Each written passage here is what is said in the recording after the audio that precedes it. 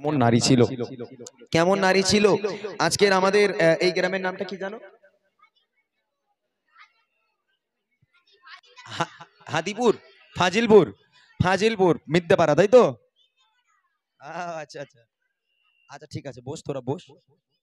আচ্ছা ঠিক আছে, বস, আমি শুনতে পেয়েছি। আজকে এই ফাজিলপুরে আমার অনেক মায়েরা আছে যাদের নাম হচ্ছে ফাতেমা। এখন নবীর মেয়ে ফাতেমা আর দরকার নেই, খুশি দরকার নেই, ছেড়ে দাও। নবীর মেয়ে ফাতেমা আর ফাজিলপুরের ফাতেমা, এই দুই ফাতেমার মধ্যে পার্থক্য। পার্থক্য কি জানেন? ছেড়ে দাও ভাই, ভাই ছেড়ে দাও, ছেড়ে দাও।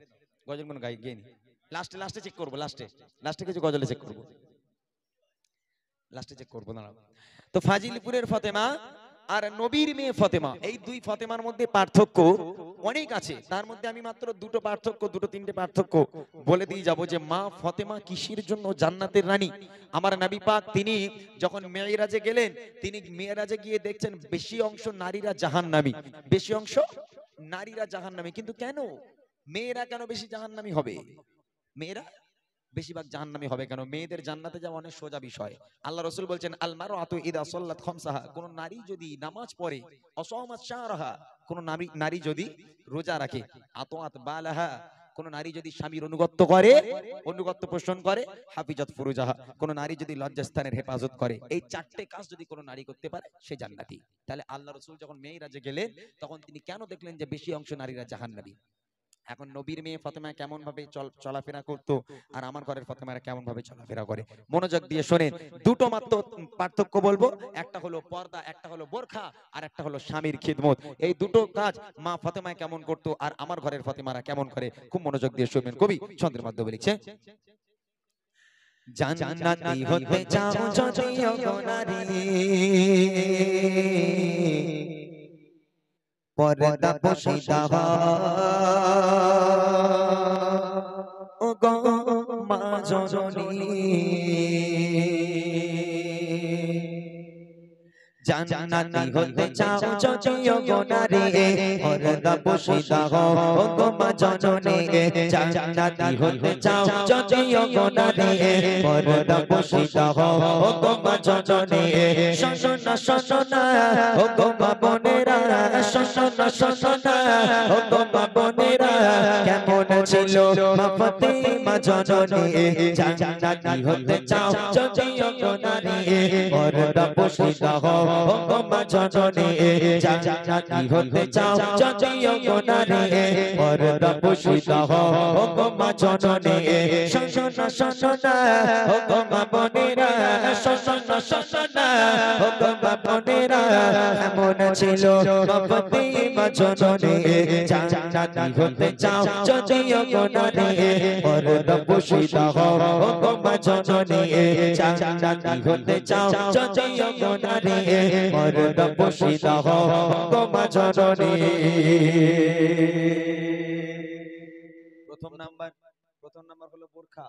এখানে আমার অনেক মায়েরা বোনেরা এসেছে যারা পর্দা করে এসেছেন, কত সুন্দর ওড়না দিয়ে, ভালো করে, কেউ হিজাব করে, কেউ একদম কপাল পর্যন্ত ওড়না দিয়ে, সবাই আমার মায়েরা পর্দা করে এসেছেন। তবে মা ফাতেমার পর্দা আর আমার ঘরে ফাতেমাদের পর্দা, এই দুই পর্দার মধ্যে পার্থক্য কোথায়? কবি ছন্দের মাধ্যমে লিখে দেখেন, জান্নাতি রানী হলো কেমন করে,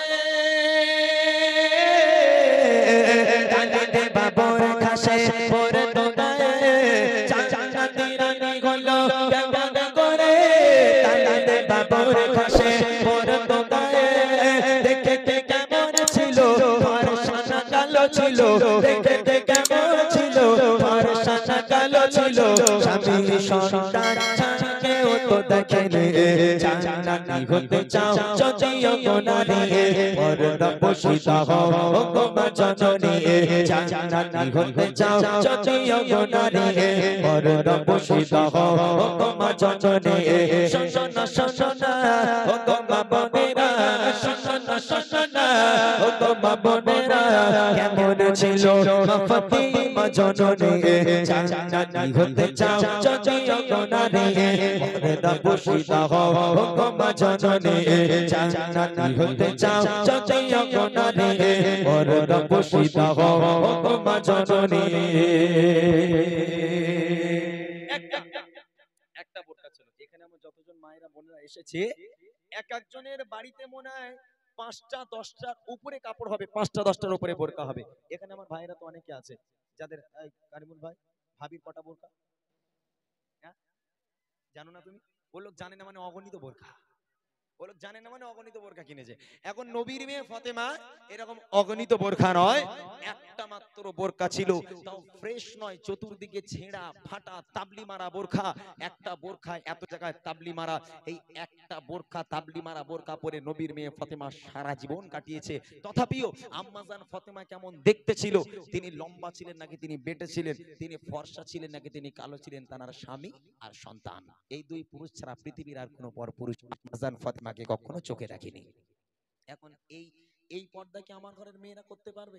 এখন আমাদের কারিমুল ভাই মাইক চালাচ্ছে, এখন মাইক চালিয়ে যখন ধরে নেন খুব গরিব মানুষ, বেচারা খুব গরিব মানুষ, খুব কষ্ট করে এখন বাড়ি গেল, বাড়ি যাওয়ার সময় কারিমুল ভাই ভাবছে যে বউর জন্য একটা শাড়ি নিয়ে যায়। হ্যাঁ, তা এখন কমিটির কাছে টাকা চাইলো, মাত্র 500 টাকা দিল, ভাই 500 টাকা লেগে আমার পরে হবে, কারণ 500 টাকার একটা শাড়ি কিনে কারিমুল ভাই যদি বাড়ি যায়, গিয়ে ডাকবে এই ফাতেমা, ফাতেমা। আর আঙ্গা ঘরের ফাতেমা টেম্পার তো 5G স্পিডি, সবসময় সবসময় আসমানে চলে থাকে। বলে ওই নম্বর দেখতেছ কেন, ভূতি ধরেছ তোমার? বলে বাইরে একটা কথা আছে। কি কথা? বলে এই দেখ, সেই কমিটিটা 500 টাকা দিল, 1 টাকা বিড়ি খাওয়ার জন্যই রাখিনি, সব তোর জন্য একটা শাড়ি কিনে এনেছি। হ্যাঁ, তখন ভাবি বাইরে বার হয়ে শাড়িটা নিয়ে ভালো করে উল্টে পাল্টে দেখবে। দেখার পর আপনার কি মনে হয় ওই বউ, ওই ভাবি এখন স্বামীর পায়ে হাত দিয়ে সালাম করবে, খুশি হয়ে স্বামীকে জড়িয়ে ধরবে, না চোখগুলো রসগোল্লার মতন করবে? চোখগুলো একদম বড় বড় করে স্বামীর দিকে তাকে বলে, এই ওরম করে দেখতেছ না, খাবি নাকি? বলে তুমি মানুষের বাচ্চা। বলে কেন, কি হয়েছে? বলে এটা শাড়ি। বলে কেন? বলে মানসি পরে, তোমার মরা বাপের দিব্যি কত নিয়েছে বলো শাড়ি? বলে আল্লাহর কি রে, কমিটিরা 500 টাকা দিল, 1 টাকা নিজের জন্য রাখেনি, সব তোর জন্য শাড়ি এনেছে। তখন বউ রেগে গিয়ে বলে আমার বাপ মা যে তোমার কি দেখে বেঁধেছিল আমি জানিনি, তোমার মতন ওলা উপরে কেউ বে করে? হ্যাঁ। বলে কেন, কি হয়েছে? অমুক পাড়ার অমুকির বউ কত দামি দামি শাড়ি পরে, তোমার পাশের বাড়ি পাশের ওই ওই ওই ভাই বউটা কত দামি শাড়ি পরেছো, কি নেবা হয়েছে টের পাও না? 500 টাকা শাড়ি কিনে দরদ দেখা দিয়েছো, বউরে ভালোবাসি, দূর হয়ে যাও, দূর হও, তোমার শাড়ির আমার দরকার নেই, আজ থেকে তোমার খাওয়া দাওয়া সব বন্ধ, তোমারও তালাক, তোমার শাড়িরও তালাক। নবীর মেয়ে ফাতেমা একটা শাড়ি একটা বোরখা পরে সারা জীবন কাটিয়েছে। তথাপিও আম্মাজান ফাতেমা কেমন নারী ছিল, কেমন দেখতে ছিল, পৃথিবীর কোন পরপুরুষ আম্মাজান ফাতেমাকে চোখে দেখেনি। তাই কবি লিখছে, দেখেন, গরিবে দুঃখী ছিল হযরত আলী, পারতো না কিনে দিতে নতুন শাড়ি। গরিবে দুঃখী ছিল হযরত আলী, পারতো না কিনে দিতে নতুন শাড়ি। গো ফাতেমা করতো না বঞ্চনা, গো ফাতেমা করতো না বঞ্চনা। স্বামী ছিল তার নয়নের মনে, জান্নাতি হতে চাও যদিও গো নারী, পর্দা পোশিদা হও গো মা জননী। জান্নাতি হতে চাও যদিও গো নারী, পর্দা পোশিদা হও গো মা জননী। শোনা শোনা গো বোনেরা, শোনা শোনা গো মা বোনেরা, কেমন ছিল মা ফাতেমা জননী। জান্নাতি হতে চাও যদিও গো নারী, পর্দা পোশিদা হও গো মা জননী। জান্নাতি হতে চাও যদিও গো নারী, পর্দা পোশিদা হও গো মা জননী। গরিব কাকে বলা হয়? মা ফাতেমার মতন গরিব পৃথিবীর বুকে আর কেউ হবে? মাসুম বাচ্চা ইমামে হাসান ইমামে হুসাইন দরওয়াজার কাছে দাঁড়িয়ে আছে, হাউ হাউ করে কাঁদছে। এমন অবস্থায় নবী পাক এলো ফাতেমার বাড়ি। ফাতেমা দরজা খোলো। দরজা খুলে গেল, দরজা খুলে দেখছে সামনে দাঁড়িয়ে আছে মাসুম বাচ্চা হাসান আর হুসাইন। চোখ থেকে অনর্বল পানি গড়িয়ে পড়ে। নবী পাক জিজ্ঞেস করে, কি রে কলিজার টুকরা, তোরা কাঁদছিস কেন বাবা? বলে না না, তোমার কাছে বিচার দেব। কার বিচার দিবি? তোমার মেয়ে ফাতেমার বিচার দেব। কেন রে, আমার মেয়ে ফাতেমা কি করেছে? বলে না না, তোমার মেয়ে ফাতেমা মিথ্যা কথা বলেছে। নবী পাক বলে আমার মেয়ে ফাতেমা মিথ্যা বলে না, কি হয়েছে বল? বলে না না, আজকে 3টে দিন হয়ে গেল তোমার মেয়ে ফাতেমার কাছে যাই, মা ক্ষুধা পেয়েছে খাবার দাও। তোমার মেয়ে ফাতেমা চুলো জ্বালায়, তাতে হাঁড়িও বসায়, তবে তাতে পানি গরম করে আর আমাদের দেখিয়ে বলে এই দেখ বাবা রান্না হচ্ছে, তোরা গিয়ে ঘুমা, রান্না হয়ে গেলে ডেকে খাওয়াবো। এরকম পানি গরম করে করে 3 দিন কাটিয়ে দিল না, না একটা দানাও আমাদের পেটে আজ পর্যন্ত দিল না। আজকের যদি তোমার হাসান হুসাইনকে খাওয়া না দাও, তোমার হাসান হুসাইনের মরা মুখ তোমাকে দেখতে হবে। এই কথা শুনে আমার আপনার নবী নিজেকে আর ধরে রাখতে পারলো না, হাউমাউ করে কেঁদে উঠেছে বাচ্চাদের এই কথা শুনে। কাঁদার পর নবী পাক যে পিরান পড়েছিল, এই পিরানটা আস্তে আস্তে আস্তে আস্তে উপরের দিকে তুলছে, এই পেট পর্যন্ত তুলে হাসান হোসেনকে বলছে কলিজার টুকরা তোরা কি দেখতে পাচ্ছিস বাবা? বলে না না, তোমার পেটে তো পাথর দেখতে পাচ্ছি। আল্লাহ রাসূল কাঁদতে কাঁদতে বলেছিল ও হাসান ও হুসাইন, তোরা তো 3 দিন খাসনি বাবা, আমি তোর নানা আজকের 5টা দিন হয়ে গেল, পানি ছাড়া আমার পেটে আর কিচ্ছু নেই বাবা, আমার পেটে আর কিচ্ছু নেই। তারপরেও কোন দিনের জন্য আল্লাহর শুকরিয়া আদায় করতে বলেনি, স্বামীর শুকরিয়া আদায় করতে বলেনি, কোনদিন নামাজ তারা কাজা করেনি। পেটে খাবার নেই, পাথর বাঁধা, এক হাতে কোরআন, আল্লাহর কাছে সিজদায় পড়ে আল্লাহর শুকরিয়া আদায় করেছি। আল্লাহ তুমি আমাদের যেভাবে রেখেছো আমরা খুশি। তারাই তো জান্নাতের সার্টিফিকেট দুনিয়ায় পেল, আর আমার মায়েরা কিরকম পারবে? পরিবর্তন হতে হবে। শেষ কথায় কবি লিখছে সংসারে ছিল না এত অভাব, অনাহারে কেটে যেত কত দিন রাত। সংসারে ছিল না এত অভাব, অনাহারে কেটে যেত কত দিন রাত। পেটে পাথর বেঁধে বুকে কোরআন নিয়ে, পেটে পাথর বেঁধে বুকে কোরআন নিয়ে, এক ওয়াক্তের নামাজ কো ছাড়ি রে। জান্নাতি হতে চাও যদিও গোনারে, পর্দা পোশিদা হও গো মা জননী। জান্নাতি হতে চাও যদিও গোনারে, পর্দা পোশিদা হও গো মা জননী। শোনা শোনা ও গো মা বোনেরা, শোনা শোনা ও গো মা বোনেরা, কেমন ছিল মা ফাতিমা জননী।